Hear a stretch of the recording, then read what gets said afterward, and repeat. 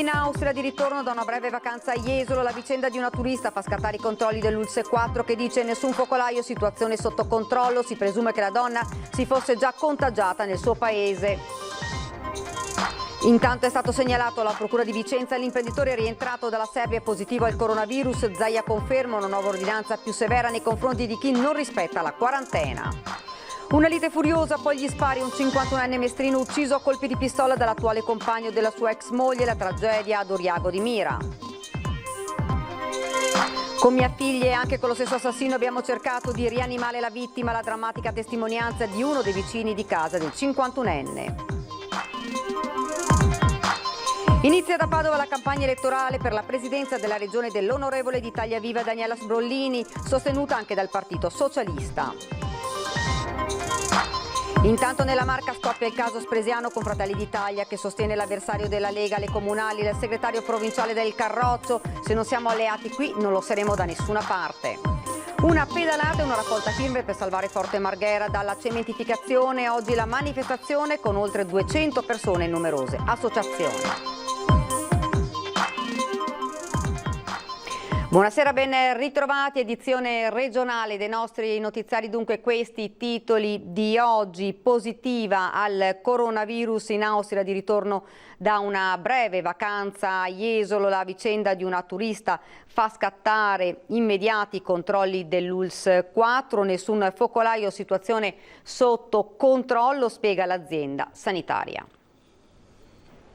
È rimasta a Jesolo per 4 giorni assieme al marito e al figlio di 12 anni, poi è tornata a casa sua, in Austria. E qui, dopo che si erano manifestati dei sintomi, le analisi del tampone sono state chiare, positiva al Covid-19. Il coronavirus getta una nuova ombra sul Veneto, ma questa volta, fortunatamente, almeno per ora, non parliamo di un focolaio, ma di una situazione ampiamente sotto controllo. Certo, la sicurezza si potrà avere solo alla fine degli accertamenti dell'ULSS 4, tuttora in corso. La donna è una signora di mezza età austriaca, arrivata il 26 giugno al Lido e andatasene il 30 giugno, dopo aver alloggiato con il marito e figlio in un albergo. Considerato il periodo di incubazione di 14 giorni, non è escluso e anzi presumibile che il contagio sia avvenuto prima dell'arrivo nella cittadina balneare. Al ritorno in Austria non è stata ricoverata e sta bene, così come i suoi familiari che, stando alle autorità austriache, non risulterebbero contagiati. Dopo l'esito del tampone nel suo paese, il 2 luglio il Ministero della Salute austriaco ha contattato la Farnesina, che ha informato subito l'ULSS 4. L'azienda sanitaria ha avviato immediatamente le indagini con i suoi ispettori. Nell'hotel dove alloggiava nessuno è stato messo in quarantena, la struttura è aperta. A giocare a favore della situazione sarebbe stato il carattere estremamente riservato della famiglia. Nessun contatto ravvicinato con i presenti e il personale della struttura ha sempre utilizzato i dispositivi e le normative di sicurezza e prevenzione per difendere i clienti e se stessi. Certo, la famiglia ha frequentato la spiaggia e si presume anche qualche bar o ristorante, ma anche in questo caso gli accertamenti stanno dando esiti tranquillizzanti. Bisognerà però attendere i canonici 14 giorni per essere sicuri di essere fuori dai problemi ed è un'incertezza che pesa in un litorale che cerca faticosamente di rialzarsi dopo l'incubo virus. Dall'ULSS 4 la rassicurazione sul livello di attenzione massimo in tutte le località balneari, da Jesolo a Caorle al Cavallino. Sarà un'estate di monitoraggio costante.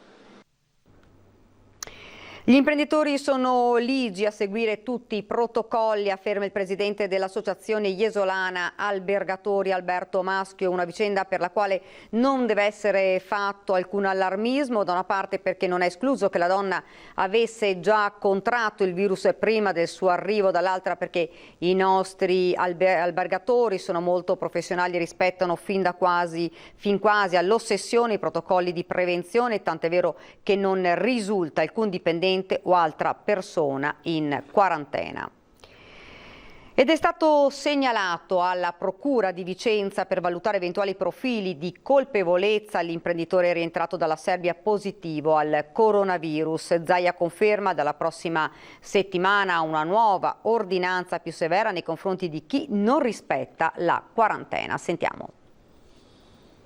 Stiamo parlando di 5 contagiati che vengono da fuori, stiamo parlando non di un'ecatombe in Veneto, di contagi, perché non c'entra niente. Il virus che circola in Veneto arriva da fuori regione. Zaia lo ripete più volte dopo il caso dei 5 positivi, 4 di ritorno dalla Serbia, che ha aperto un nuovo focolaio tra le province di Padova, Vicenza e Verona, con un centinaio di persone in isolamento fiduciario.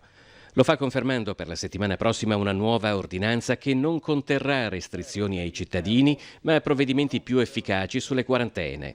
Zaia ha anche parlato col ministro della Salute Speranza della possibilità di applicare in alcuni casi il trattamento sanitario obbligatorio. Anche lui riconosce che il tema del trattamento sanitario va chiarito fino in fondo, perché effettivamente davanti a casi estremi i nostri sanitari, per attuare il piano di sanità pubblica, non è che lo fanno perché siamo entrati in una dittatura, no? Qualcuno dice è il trattamento sanitario. Guardate che una persona infetta da coronavirus non può andare in giro. Il centinaio di persone venute a contatto con i 5 positivi è stato sottoposto a tamponi che saranno ripetuti a breve e che al momento hanno dato tutti esito negativo.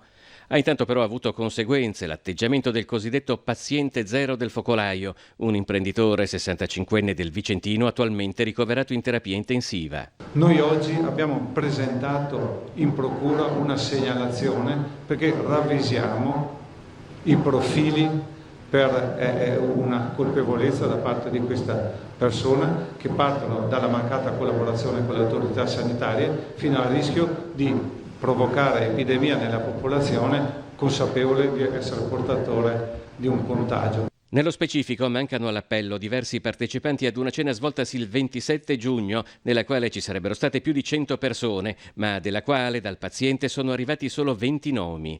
L'appello è quello di contattare l'ULSS Ottoberica per sottoporsi a tampone. Siamo rimasti molto seccati per di poco da questo comportamento. Le aggiungo che c'è stato anche un atteggiamento molto supponente nei confronti del personale sanitario, questo noi non lo accettiamo. Intanto, assieme all'Emilia Romagna, il Veneto ha segnalato al Ministero della Salute le falle del DPCM nel caso di rientro da un paese extra Schengen di uno straniero che lavora in Italia o di un italiano che ha sede di lavoro all'estero. Abbiamo scritto al Ministero intanto facendo presente che avevamo questi focolai importati, chiedendo che tutti i soggetti che rientrino possano effettuare il tampone. Se non vogliono disporre l'isolamento, potremmo al momento dell'arrivo fare un tampone. Se questo è negativo, la persona, informato anche il datore di lavoro, potrebbe andare a lavorare con i dispositivi di protezione e fare un secondo tampone a 5-6 giorni dall'arrivo. E domani alle 12.30 vi proporremo una lunga intervista in esclusiva al governatore Luca Zaia, sotto i riflettori gli scenari che attendono il Veneto da qui ai prossimi mesi, la situazione sanitaria e il rilancio dell'economia. Appuntamento da non perdere, quindi domani alle 12.30. Ed intanto sono stati resi noti gli aggiornamenti relativi all'attività in corso a Feltre per il monitoraggio del focolaio da Covid-19. Gli ulteriori 5 tamponi eseguiti sono risultati negativi, si confermano quindi i 9 casi positivi, per la gran parte asintomatici, tutti in isolamento domiciliare, i 78 contatti in quarantena e i 23 soggetti in automonitoraggio.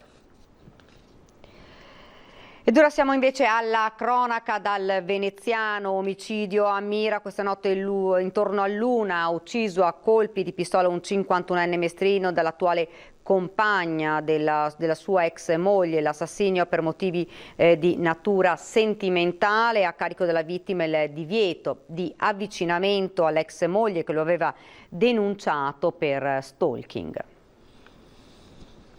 La moto del mestrino Andrea Baldan, 51 anni di Mestre, ex giocatore del Rugby Padova, è ancora ai margini della strada, dove ha trovato la morte dopo essere stato ucciso da 3, forse 4 colpi di pistola sparati da Simone Meggiato del posto, suo coetaneo e attuale compagno della ex moglie, qui in via Piave, laterale di via Ghebba, a Oriago di Mira. Tutto è avvenuto nell'arco di pochissimo tempo, verso l'1 del mattino. Andrea, che aveva il divieto di avvicinarsi alla moglie, che lo aveva denunciato per stalking, arriva qui in piena notte, in sella alla sua moto, è 00:50. Alterato dal livore e la rabbia che l'ex moglie sia qui a casa dell'attuale compagno, citofona e suona più volte il campanello. Simone Meggiato, il compagno della moglie, arriva giù di corsa, ma non da solo, è armato. Con lui una beretta e una pistola al peperoncino. I due si scambiano parole pesanti, ne nasce un forte alterco, quindi l'inseguimento e gli spari diversi, come si evince chiaramente dai segni per terra lasciati dagli uomini della scientifica. 3, forse 4, quelli che hanno colpito diversi organi vitali di Andrea, visti i fori di entrata e di uscita sul corpo, tra cui sembra anche il cuore. colpi mortali. Diversi testimoni che hanno sentito gli spari sono accorsi qui per prestare i primi soccorsi alla vittima che sembra respirasse ancora e a cui tra l'altro ha prestato soccorso anche lo stesso omicida, che continuava a chiamarlo per nome. Andrea, non posso credere, diceva, che tu possa andartene, stai qui con me. Questo quanto riferiscono alcuni vicini di casa che per primi sono arrivati qui a prestare soccorso. Ora sarà l'autopsia a stabilire l'esatta causa della morte, con l'omicida già in carcere a Venezia e con i carabinieri della tenenza di Mira e i colleghi del nucleo aeromobile di Mestre arrivati subito sul posto dopo essere stati allertati proprio dai vicini di casa, testimoni di quanto accaduto. La salma della vittima è stata portata all'obitorio dell'ospedale di Mestre. È uno dei testimoni chiave della scena del crimine, è stato lui con la figlia infermiera a soccorrere la vittima per primo insieme al killer. Il racconto del vicino di casa dell'assassino e dei coincitati momenti in attesa dell'arrivo dell'ambulanza e delle forze dell'ordine. Prima si hanno preso a pugni, dopo sono scappati e si sono rincorsi dietro, non lo so. Noi quando siamo usciti abbiamo trovato il signore per terra, la vittima, e quello che aveva sparato, che cercava anche lui di aiutarlo in ogni caso, però prima si era allontanato, dopo ha visto che siamo arrivati noi con mia figlia è tornato anche qua lui, non so dove sia andato, è andato a casa penso. Mia figlia ha cominciato lei, dopo è arrivato subito lui, si alternavano, uno faceva polmoni, uno faceva bocca a bocca, ma non si muoveva il signore, non reagiva. È il drammatico racconto del vicino di casa di Simone Meggiato, l'omicida, ed dei concitati momenti seguiti a quelli di follia trascorsi insieme a lui nel tentativo di rianimare la vittima, Andrea Baldan, oramai esanime, a terra in una pozza di sangue. E lo chiamava Andrea, mi sembrava si chiamava Andrea, non è possibile, non lasciarmi, respira. Ma l'altro non si muoveva, rimaneva fermo immobile, ormai secondo me era quasi finito. E lei gli ha chiesto cosa fosse successo? No, io ho tenuto la pila per fare le luci, diciamo. Mia figlia ha provato a rianimarlo, siamo stati qua un quarto d'ora a provare sempre, finché è arrivato l'ambulanza, i carabinieri, dopo l'ambulanza. Sua figlia fa l'infermiera? Sì. Dove? A Dolo. Ha cercato in ogni modo di fare il possibile, ma il signore non si muoveva assolutamente. Avete sentito che stavano litigando? Abbiamo sentito delle voci, ma non si capiva bene se stavano litigando. C'era una pistola, una specie di pistola, sembrava un lanciarazzi, non lo so. Non sembrava una pistola normale, sembrava un altro tipo di pistola. Però un'altra pistola c'era di là, sicuramente sì, l'hanno trovata i carabinieri. Il testimone è omonimo con la vittima, ma solo per caso, perché non è legato ad alcun grado di parentela con l'ex rugbista. È stato lui con la figlia infermiera a ritrovarsi, suo malgrado, testimone della macabra scena appena fuori al giardino di casa propria. Meggiato era anche lui qua e si alternavano. Mia figlia provava a fare sul petto, respirazione sul petto, l'altro signore provava con la bocca, ma... Quindi dopo avergli sparato ha provato a soccorrerlo? Certamente, eravamo qua, siamo stati qua un bel pezzo. Ha provato a soccorrerlo, lui faceva respirazione bocca a bocca, mia figlia provava a fare respirazione manuale sul petto, insomma, non so come si chiama, ma non reagiva il signore, stava fermo. Continuiamo con la cronaca, restano gravi ma stazionarie le condizioni del tunisino 38enne vittima di un pestaggio dopo una lite avvenuta a Jesolo. Il 38enne è ricoverato nella terapia intensiva dell'ospedale All'Angelo di Mestre, dove bisognerà aspettare almeno altre 24 ore per avere chiarimenti sulla situazione clinica, specie per le lesioni alla testa. L'uomo, probabilmente ubriaco, aveva infastidito anche pesantemente gli avventori di un bar con 3 dei quali già identificati dai carabinieri, che lo hanno picchiato anche infierendo, secondo quanto si vede in un video amatoriale, su di lui già a terra indifeso. I carabinieri hanno denunciato i 3, tutti italiani, incensurati e del luogo per lesioni personali gravissime in concorso. Ed ora ci fermiamo per una piccola pausa pubblicitaria.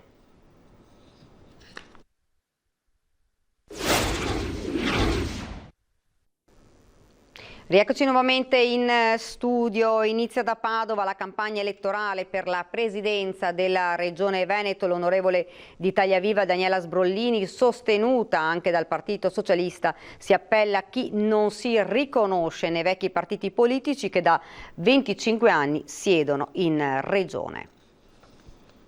Vogliamo essere quel progetto politico, quel laboratorio politico nazionale che possa aggregare finalmente chi in questi anni non si è riconosciuto in nessuno dei due schieramenti. Alternativi a chi ha governato la regione per 25 anni e alternativi a chi per 25 anni è stato all'opposizione.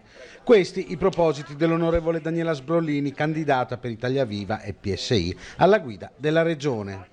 Si è presentata sabato mattina a Padova, città del candidato Lorenzoni, candidato solo di una parte per Italia Viva.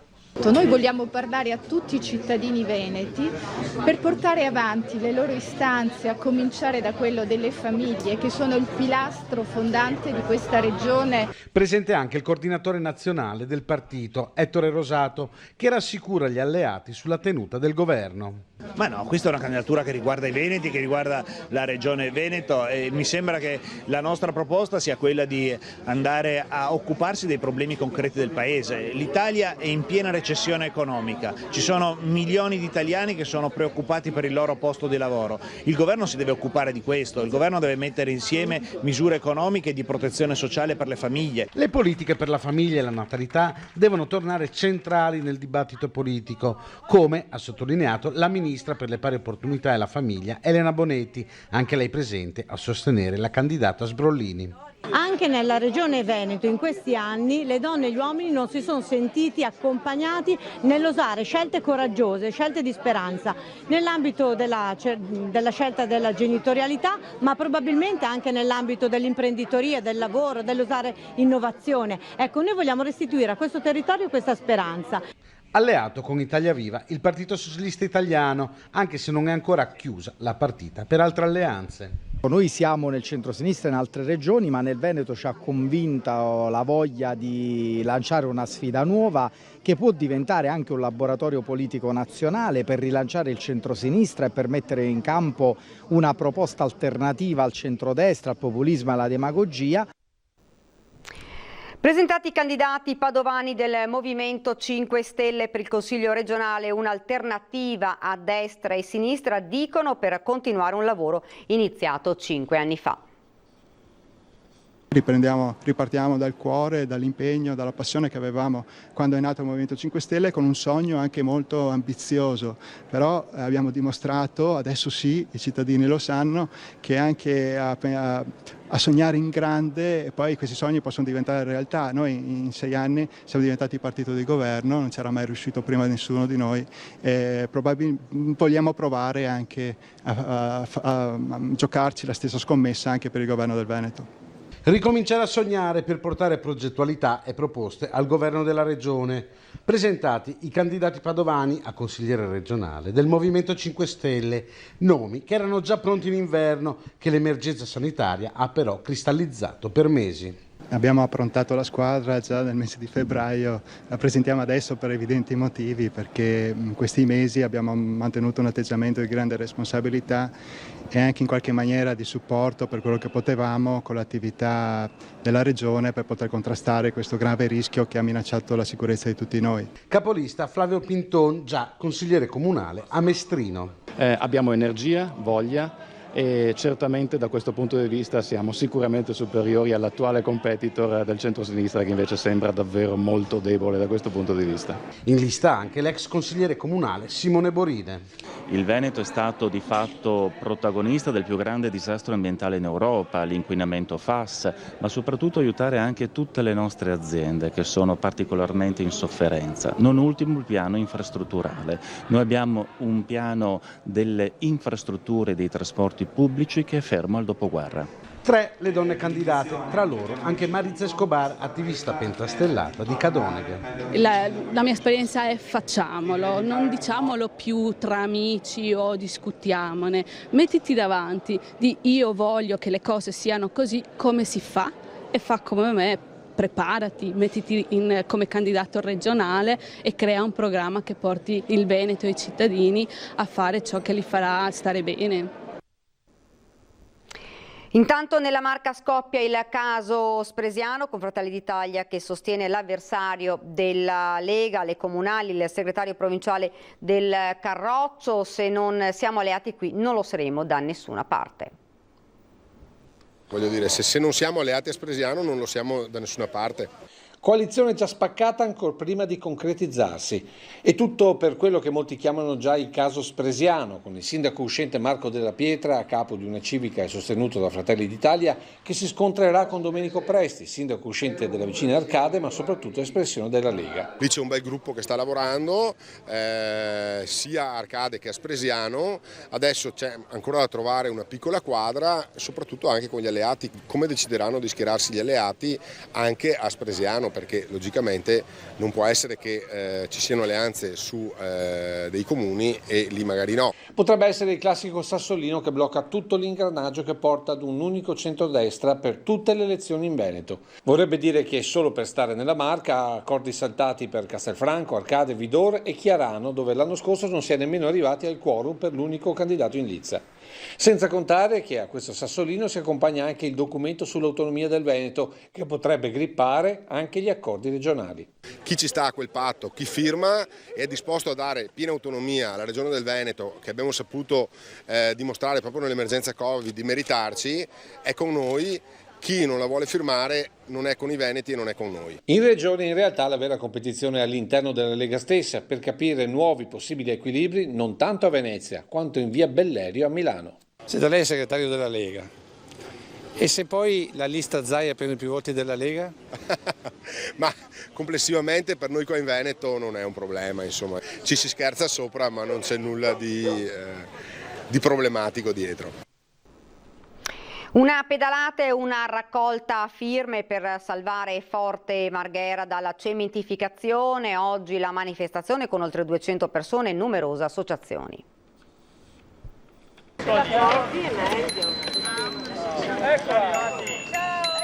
Pedalata di Critical Mass di Mestre con tante famiglie, anche con bimbi piccoli al seguito, come questa, aggiuntasi in corsa il caso di dire. Ci siamo aggregati.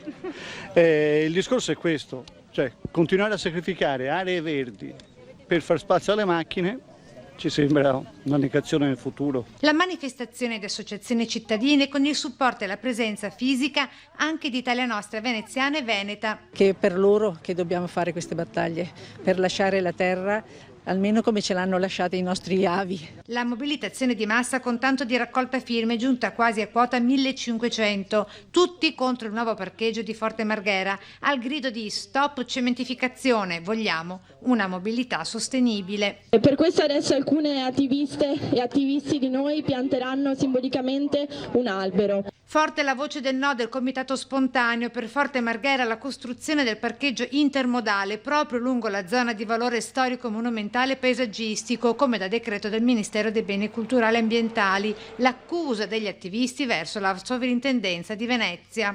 Abbiamo la possibilità di impugnarlo come illegittimo nella procedura amministrativa. Infatti abbiamo intenzione di fare ricorso al Consiglio Superiore dei Beni Culturali a Roma. Con il nuovo slogan Amo Mestre in bicicletta, come racconta Michele Boato.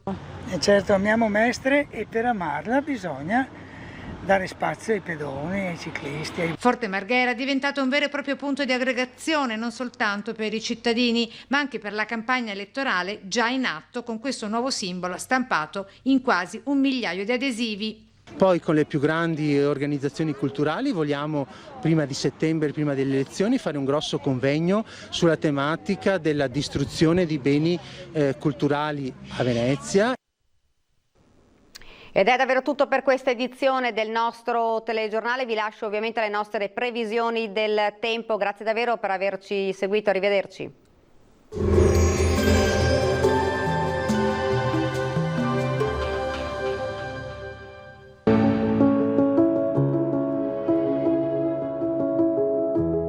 Ad accogliervi sarà Conegliano. Benvenuti al meteo. L'alta pressione si fa via via più stabile, avremo dunque una giornata contrassegnata dal bel tempo. Il dettaglio di domenica 5 luglio. Sul Veneto la previsione ci dice che sarà asciutto e stabile con ampio soleggiamento, vedete un po' su tutte le province. Non sono attese piogge degne di nota e il cielo si presenterà al massimo velato. Temperature in lieve calo rispetto ai giorni scorsi, minime tra i 17 e i 22 gradi, massime comprese invece tra i 28 e i 32. Ci spostiamo ora sul Friuli Venezia Giulia, anche qui condizioni di bel tempo con tanto sole dappertutto e cielo sereno, non sono previste precipitazioni. Temperature minime fino a 21 gradi, massime sui 29-31 all'incirca. Infine diamo uno sguardo alla situazione del Trentino Alto Adige, anche qui avremo qualche addensamento sui settori di confine ma senza ulteriori conseguenze, per il resto sarà soleggiato. Temperature minime sui 18 gradi, massime invece fino ai 33 gradi. Dal meteo per ora è tutto, vi auguro un buon proseguimento con Antenna 3. Arrivederci.